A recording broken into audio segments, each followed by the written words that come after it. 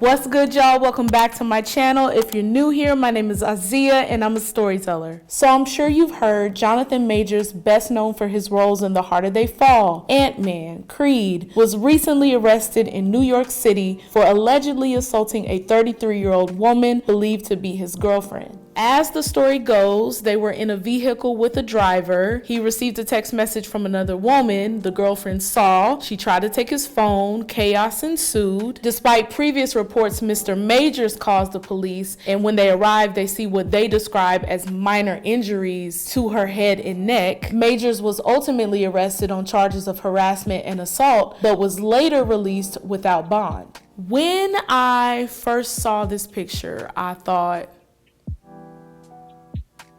you either get that one or you don't. But the truth is, only 3 people will ever really know what happened in that car. That's Johnathan Majors, the girlfriend, and the driver. I have heard that there may have been other witnesses, but right now that's all we got. I just wanted to have a brief conversation from a legal perspective and debunk some of these arguments on both sides. And hopefully people who already picked a side will walk away from this video understanding that choosing a side this early on is kind of a waste of time. And I also want to add that I do have experience working in domestic violence both now and prior to becoming an attorney.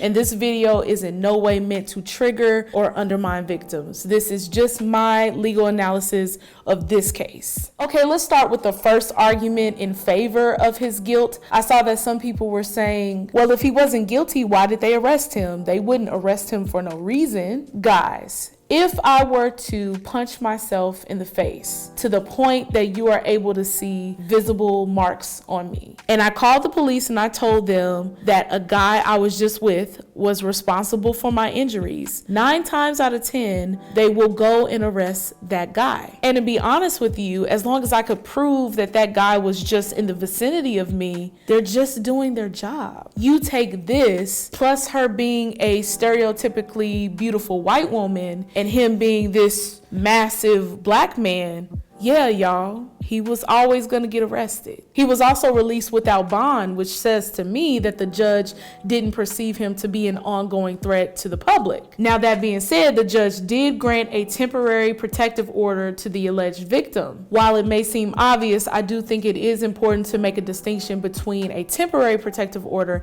and a final protective order. While there is some nuance between different states and different jurisdictions, generally the process is the same. Generally, when we're talking about a temporary protective order, we kind of give deference to what the victim is saying because it's kind of based on the assumption that you're telling the truth and we need to protect you immediately. And then later on, we'll set the matter in a hearing before a judge to determine whether or not you need a final order. And of course, the judge makes that decision with the weight of the evidence and ultimately deciding if your original claims were true. I say all this to say that even the temporary order doesn't mean that he's guilty. It just means that the judge wanted to be proactive and make sure that this alleged victim will be protected in case he is an abuser. Another argument that keeps coming up about Johnathan Majors is old directors from his past, people who worked with him prior to his fame, are starting to come out on Twitter and Instagram saying, this man has always been verbally abusive. He has several victims. There's a trail of victims. He's a bad guy. He's terrible to work with. Everybody has been knowing about this. Here's the thing. All of that could be true. Every last statement. I don't doubt any of it. I wouldn't know. It could all be true. And yet, it's not probative as to whether he assaulted this woman. We have to keep our emotions out of it. I'm not saying that Johnathan Majors is a good person.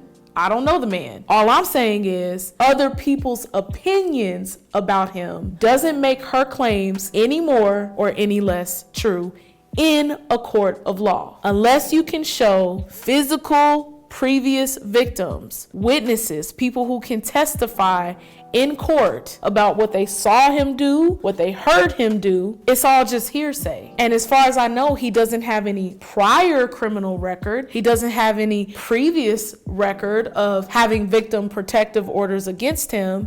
So right now, this is all that matters. And as the public, we really shouldn't rush to judgment on how this case is going to end just because some people came out and said they don't like him. And let me be clear, people came out and said he was an abuser. There was some questions of clarity, and it was like, well, I'm not going to go into it. You know, people were asked, well, tell us more about what he's done. To be fair, some people said, well, it's not my story to tell because I'm not the victim. That's fine, but you have to understand, if you're going to be helpful, be helpful. And if you're not going to be helpful, be quiet. Okay, now let's switch over to the other side, which are people who are so sure that Johnathan Majors is innocent. The first argument, of course, being the claim from Majors' attorney that the alleged victim recanted. I know that this sounds like a no-brainer. She recanted. She said it never happened. She lied. It's over, right? Case over. In domestic violence training, you learn it takes a victim 7 times on average to escape her abuser. And I don't mean physically, I mean mentally. Anybody who has ever worked in domestic violence understands it's an ongoing cycle. If Johnathan Majors is indeed abusing her, this could easily explain why she would recant her story. I've seen it, guys. I have seen it in my own practice, especially with female victims. It often starts with gaslighting. Somehow she starts feeling bad for being abused. It's my fault I'm being abused. What am I gonna do without him? He's my livelihood. These are just all different scenarios. Just like a drug, just like an addict goes back to a drug, a victim goes back to their abuser. So unfortunately, if she is being abused, it is probative evidence that will be used against her, and charges may be completely dropped before they make it to the next court hearing. I just want to make sure that you all understand that victims often go back to their abusers, drop protective orders that have been granted to them. It happens all the time, and it in no way means that he did not actually assault this woman. And this also needs to be said because you see this a lot in settlement as well. He could have just paid her off. And you know he has the bank account to get out of situations if that opportunity presented itself. I'm not saying she did it. I'm not saying he did it. I'm just saying recanting don't always mean that it didn't happen. That's it. If the driver is a witness for Johnathan Majors, you have to remember Johnathan Majors has money. People like money. Listen, y'all gonna come at me in the comments.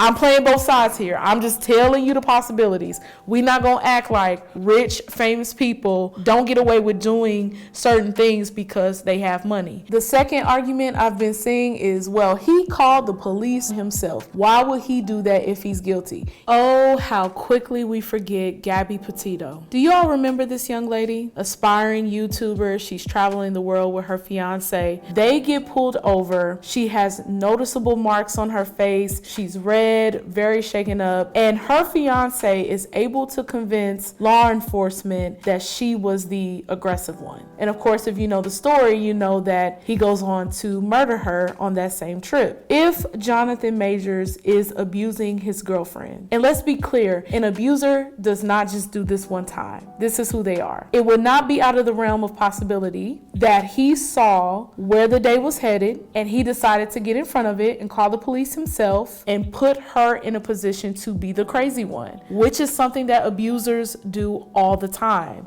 And the last argument in favor of Johnathan Majors is his attorney talking about this video that they have of the incident, which will prove that he is innocent. People are saying this online. They're talking about it. There's a video. There's a video. Have you seen the video?